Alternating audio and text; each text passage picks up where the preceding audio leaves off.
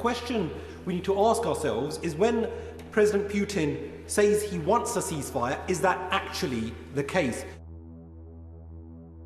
Mr. Speaker, while it was saddening to hear about the continued colossal death and destruction in Ukraine, I welcome the Secretary of State's statement and indeed his leadership of the Ukraine Defence Contact Group, which by pledging a record 21 billion euros has demonstrated that the 51 allies are firmly committed to helping our Ukrainian friends in their hour of need.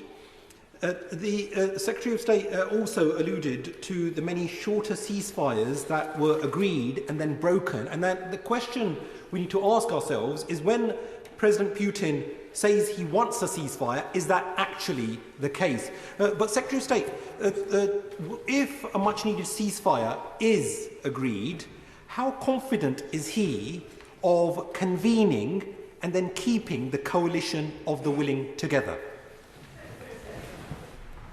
I'm grateful to my honourable friend for his contribution and the job he does chairing the Defence Select Committee.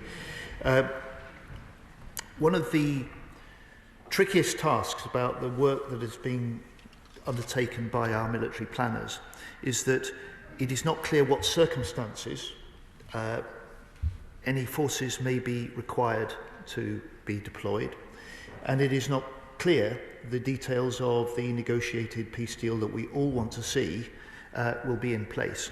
So he asked me the straight question: actually, when the deal is done, when the peace is negotiated, the ceasefire is in place, I believe it will be easier, not harder, to hold together and enlarge the number of nations willing to be part of the coalition of the willing. And in the meeting that I chaired at NATO headquarters 10 days ago, the first ever defence ministers of the coalition of the willing, there were 30 nations round the table there, all participating in the detailed operational military planning that is continuing.